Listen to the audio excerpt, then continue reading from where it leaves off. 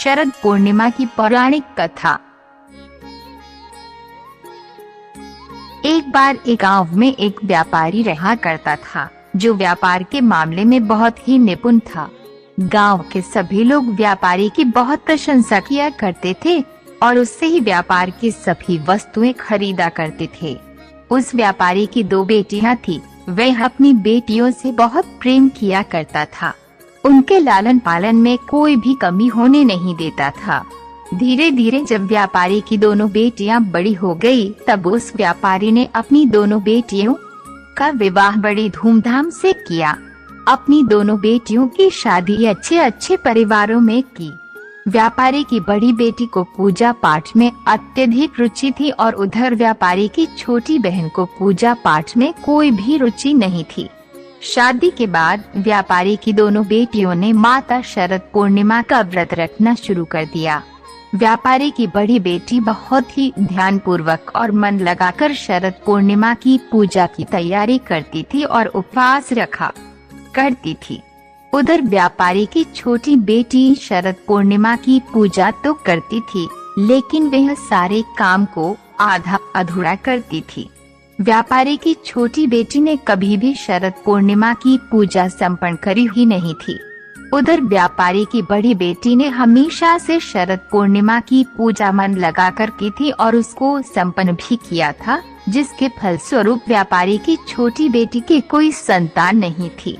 जब भी कोई संतान होती थी तो वह तुरंत मर जाती और उधर व्यापारी की बड़ी बेटी को संतान की प्राप्ति हुई और उसके बच्चे सही सलामत और स्वस्थ हुए।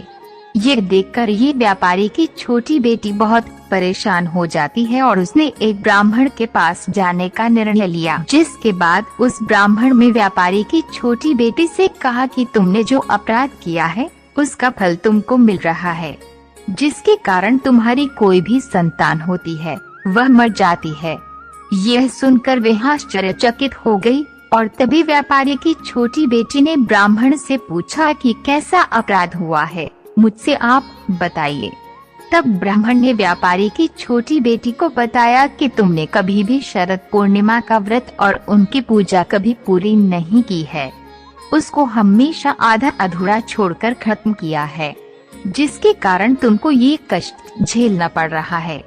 जिसके बाद व्यापारी की छोटी बेटी ने ब्राह्मण से इसका उपाय पूछा। तब उस ब्राह्मण व्यापारी की छोटी बेटी से कहा, तुम एक बार फिर से शरद पूर्णिमा का व्रत करना शुरू कर दो और इस बार उनकी पूजा पूरी करना। जिसके बाद व्यापारी की छोटी बेटी ने ब्राह्मण की बात मानकर शरद पूर्णिमा की पूजा करने की तैयारी करने लगी और व्रत भी रखा। इस बार पूजा संपन्न भी की, लेकिन हर बार की तरह इस बार भी जब व्यापारी की छोटी बेटी को संतान की प्राप्ति हुई, तब उसकी संतान एक बार फिर से जन्म के बाद मर गई, जिसको देखकर वह बहुत क्रोधित हो गई। जिसके बाद उसने अपनी बड़ी बहन को अपने घर बुलाया ताकि वह उससे बदला ले सके कि मेरे साथ ही ऐसा क्यों होता है। जिसके लिए व्यापारी की छोटी बेटी ने एक पाटे में अपने मरे हुए बेटे को लिटा दिया और उसके ऊपर से एक चादर से उसको डाल दिया, जिससे वे दिखे नहीं, और अपनी बड़ी बहन को अपने घर बुला लिया। जिसके बाद व्यापारी की छोटी बेटी ने अपनी बड़ी बहन को उसी पाटे पर बैठने के लिए कहा जिसमें उसका मरा हुआ बच्चा लेटा था।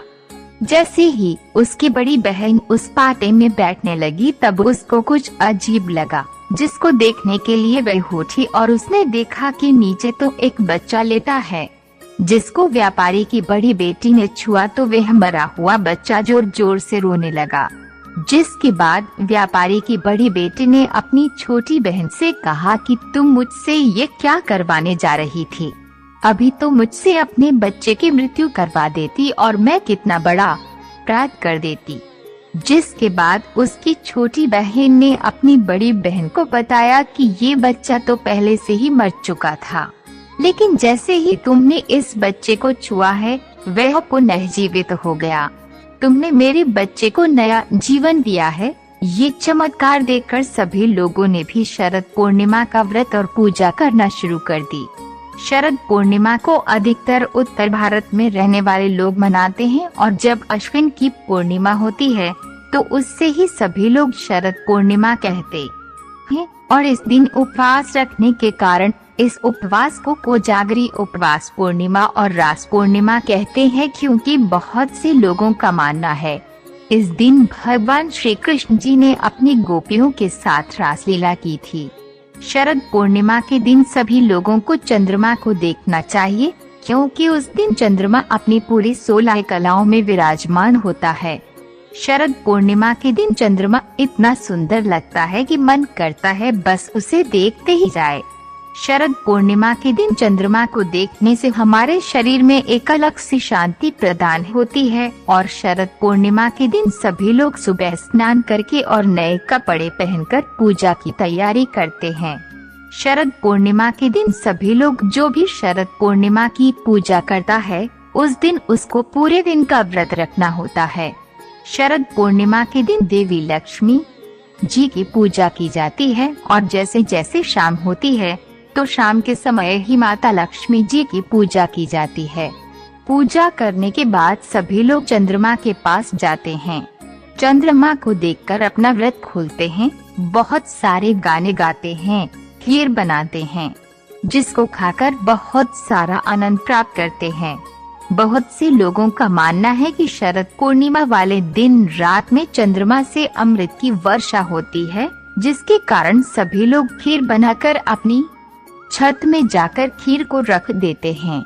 जब रात के 12 बज जाते हैं तब सभी लोग चंद्रमा की पूजा करते हैं, उस खीर का सेवन करते हैं और ऐसा माना जाता है कि जो भी मनुष्य और औरत शरद पूर्णिमा का व्रत रखते हैं उसकी सारी इच्छाएं पूरी होती हैं।